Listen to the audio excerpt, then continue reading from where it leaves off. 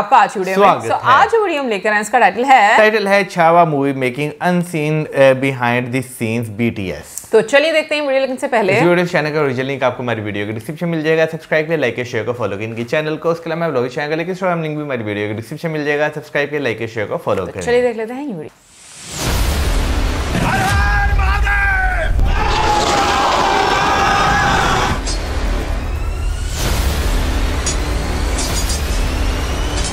काफी डिफिकल्ट होता ना।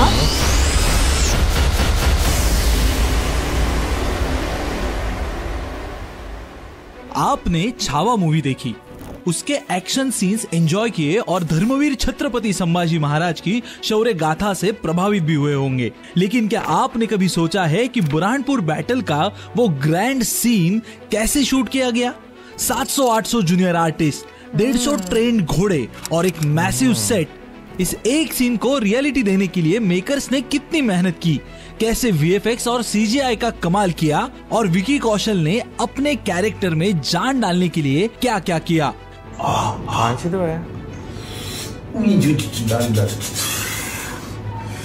इस वीडियो में हम आपको ले चलेंगे छावा के बिहाइंड द सीन की उस दुनिया में जिसमें आप देखेंगे उन छुपी हुई मेहनतों की कहानी जो स्क्रीन पर दिखने वाले एक एक फ्रेम के पीछे छुपी है।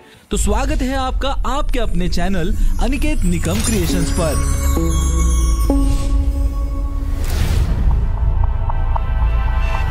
इतिहास के अनुसार छत्रपति संभाजी महाराज ने मुगलों का व्यापार केंद्र बुरहानपुर पर आक्रमण किया था। बुरहानपुर मतलब मुगलों का दक्षिण की राजधानी, मुगल सत्ता की शान और औरंगजेब का सबसे पसंदीदा शहर। संभाजी महाराज ने इस बुरहानपुर को लूट लिया और उसे शमशान घाट बना दिया, जिसकी वजह से औरंगजेब के दिल को बड़ी चोट पहुंची थी। यह एक इतिहास की लड़ाई थी जिसकी वजह से छत्रपति संभाजी महाराज और औरंगजेब के बीच जंग छिड़ गई थी और खुद औरंगजेब संभाजी महाराज से लड़ने महाराष्ट्र आ गया था। इसीलिए यह सीन इस मूवी में दिखाना बहुत जरूरी था, क्योंकि इसके बिना यह मूवी आगे बढ़ ही नहीं पाती। लगभग 15 मिनट के इस सीन के लिए मेकर्स ने फिल्म सिटी की 7-8 एकड़ जमीन पर मैसिव सेट तैयार किया था और इसी सेट पर इस सीन की शूटिंग की गई थी। पहले तो इस सेट का एक डमी मॉडल, आउटलाइंस, ड्राइंग्स और प्रिंटिंग्स मेकर्स ने फाइनलाइज की थी। उसके बाद प्रोडक्शन डिजाइन टीम ने इस सेट बिल्डअप का काम चालू कर दिया। प्लाईवुड सीट से यह पिलर्स और सेट का पूरा स्ट्रक्चर बनाया गया था। बाद में दीवारों पर एक विशेष डिजाइन और पेंटिंग की गई। JCB की मदद से वहां की जमीन प्लेन कर दी गई और बुरहानपुर शहर की गलियों के रास्ते बनाए गए। बाद में यह सेट इस तरह से खूबसूरत और शाही सिटी जैसा लगने लगा। मेकर्स ने इस सेट के रिक्वायर्ड जगह पर ब्लू स्क्रीन भी लगा दी थी ताकि पोस्ट प्रोडक्शन में VFX के जरिए बैकग्राउंड को आसानी से एक्सटेंड किया जा सके। सेट बन गए थे, प्रॉपर एंगल पर कैमरा सेटअप भी लग गए थे, लेकिन सेट पर प्रॉपर लाइट ही नहीं होती तो परफेक्ट सीन शूट हो पाते। इसीलिए मेकर्स ने यह ऐसे लाइट सेटअप अरेंज किए थे। आलीशान सेट तैयार होने के बाद इस सेट पर शूटिंग शुरू की गई और सिर्फ इस एक्शन सीन के लिए टोटल 25 दिन का शूटिंग शेड्यूल मेकर्स ने यहाँ पूरा किया।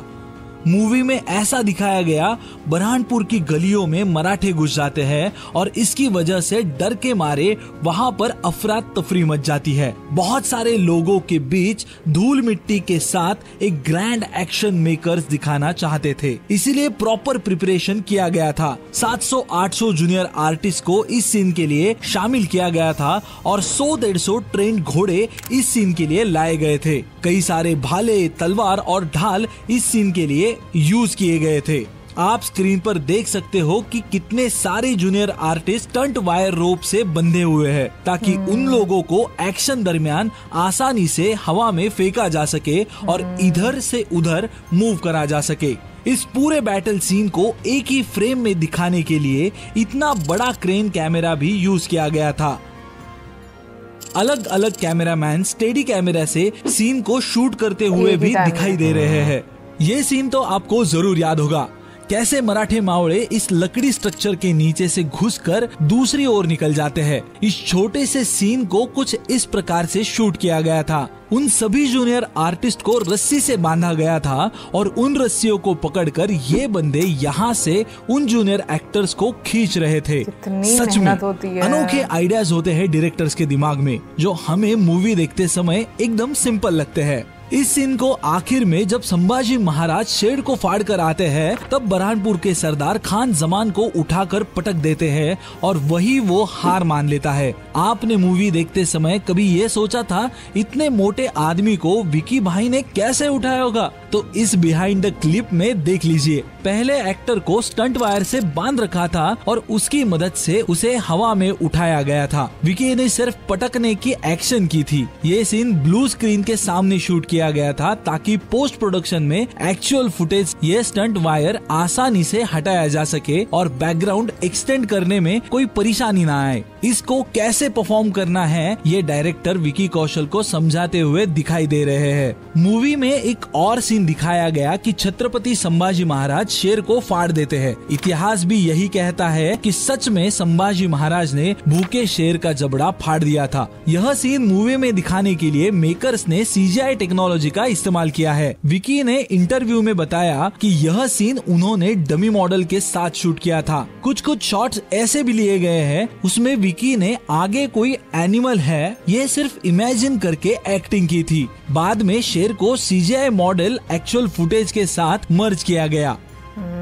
When we were shooting, obviously there's a lot of computer graphics involved, but when we were shooting this sequence, it was shot with a dummy, it was shot with sometimes nobody in front of you, there's no animal, you would just imagine the animal, and it was going to be created in the post. So we were all very curious how it's going to turn up, and the way it's turned up and the way the frame is looking, everything is just, I think this was the frame, this was the shot which surprised me in the most beautiful way.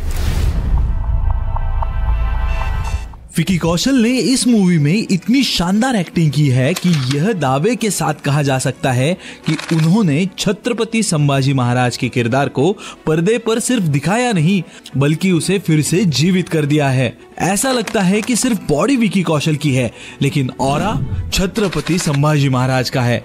क्या इतना आसान रहा होगा विकी के लिए यह role करना? बिल्कुल नहीं। उन्होंने 25 किलो वेट गेन किया, तलवारबाजी और घुड़सवारी की ट्रेनिंग की। इस रोल के लिए डेली 6 से 8 घंटे मेहनत कर रहे थे विकी और उन्हें इस रोल के लिए प्रिपेयर्ड होने में 7 महीने लगे। इसके बारे में डिटेल बात हमारे इस वीडियो में की है तो उसे भी एक बार जरूर देखिएगा। क्या लेकिन सिर्फ बॉडी बनाने से, 25 केजी वेट गेन करने से, घुड़सवारी सीखने से और कोई तलवार और लाठी चलाना जानता हो तो ऐसे बंदे को छत्रपति संभाजी महाराज के रोल के लिए वाकई कास्ट किया जा सकता है? तो नहीं, बिल्कुल भी नहीं। इसीलिए फिजिकल ट्रांसफॉर्मेशन के साथ साथ विकी कौशल ने बाकी चीजों पर भी विशेष ध्यान दिया था। यह कैरेक्टर बेहतरीन निभाने के लिए विकी ने इतिहासकार और विशेषज्ञ के साथ समय बिताया ताकि वो छत्रपति संभाजी महाराज के इतिहास को जान सके और यह कैरेक्टर निभाने के लिए खुद में कुछ बदलाव कर सके, जैसे कि बॉडी लैंग्वेजेस, बोलने की स्टाइल और छत्रपति संभाजी महाराज के जैसा शाही अंदाज। इसीलिए विकी ने 1600 के दौर में बोली जाने वाली मराठी लैंग्वेज का डायलेक्ट भी सीख लिया। इतना सब करने के बावजूद भी वो इस कैरेक्टर को प्ले करने के लिए पूरी तरह से तैयार नहीं थे क्योंकि अभी तो मेन चीज बाकी थी और वो लुक टेस्ट। क्योंकि यह कोई साधारण और काल्पनिक रोल नहीं था, यह एक ऐसे महापुरुष का रोल है जिनके प्रति कई राष्ट्र प्रेमियों की भावना जुड़ी है। अगर लुक्स को लेकर जरा सी भी गड़बड़ हो जाती, इस वक्त मूवी को जितनी तारीफ मिल रही है ना, उससे कई गुना ज्यादा विरोध पब्लिक ने किया होता। इसीलिए विकी के कई सारे लुक टेस्ट किए गए। विकी का संभाजी महाराज जैसा डिट्टो लुक हासिल करने के लिए मेकर्स ने श्रीकांत देसाई को हायर किया। श्रीकांत देसाई एक जाने माने मेकअप आर्टिस्ट है जो पहले कई सारे बॉलीवुड मूवीज के लिए काम कर चुके हैं।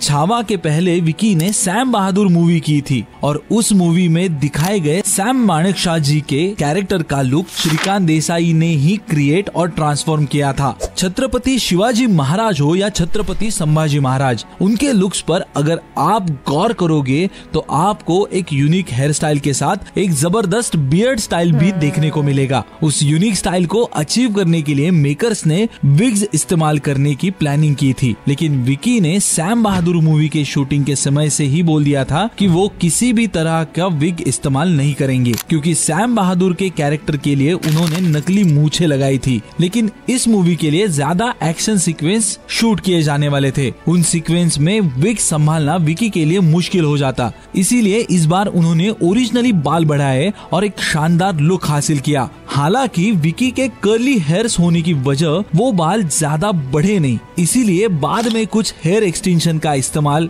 आर्टिस्ट को करना पड़ा। यह लुक टेस्ट अचीव करने के लिए आर्टिस्ट को 5 से 7 घंटे का समय लगा था। इतने समय तक विकी आर्टिस्ट के सामने बैठा करते थे। ऐसे 3 लुक टेस्ट होने के बाद यह लुक फाइनलाइज्ड किया गया था। गुस्से में आग बबूला हुआ औरंगजेब जब महाराष्ट्र में आकर मासूम जनता पर जुल्म करता है, तब उसे प्रत्युत्तर देने के लिए संभाजी महाराज अपने मावड़ों के साथ कई अलग अलग जगह पर मुगलों के साथ लड़ाई करते हैं। इसमें एक सीन वाई के धूम डैम के पास शूट किया गया था। इस सीन में दिखाई गया यह अंडर वाटर सीन रियल में उस डैम के पानी में शूट किया गया था। इस सीन को परफॉर्म करने के लिए मेकर्स ने डैम के पास एक छोटा सा सेट तैयार किया था। आप इस बिहाइंड द क्लिप में देख सकते हो कैसे इस सीन की रिहर्सल की जा रही है। छावा का संगमेश्वर बैटल सीन, जिसमें संभाजी महाराज मुगलों से घिर जाते हैं, यह एक्चुअली वाई के इस कृष्णा घाट मेनौली पर शूट किया गया है। आपने इस सीन में जो इंटेंस एक्शन और इमोशन स्क्रीन पर देखे, उनके पीछे का असली प्रोसेस हमने इस डेडिकेटेड वीडियो में एक्सप्लेन किया है, तो उसे जरूर देखें। तो दोस्तों, ये थी ब्लॉकबस्टर छावा मूवी के पीछे की दुनिया। ये सब देखकर एक ही बात कह सकते हैं, जो मेहनत स्क्रीन के पीछे होती है वही असली सिनेमा का जादू होता है। आपको क्या लगता है, इतनी मेहनत और डिटेलिंग के बावजूद भी मूवी में कुछ और बेटर हो सकता था, या फिर मेकर्स ने इतिहास को स्क्रीन पर लाने का पूरा जस्टिस किया?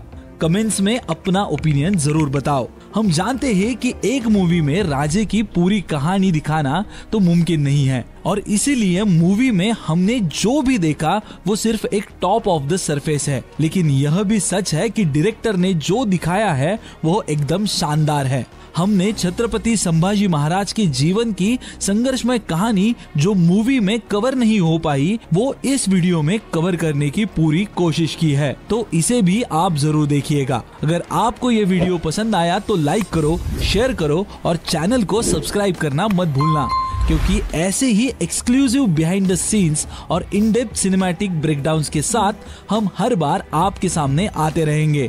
मिलते हैं नेक्स्ट वीडियो में, तब तक जय भवानी, जय शिवाजी, जय शंभूराजे।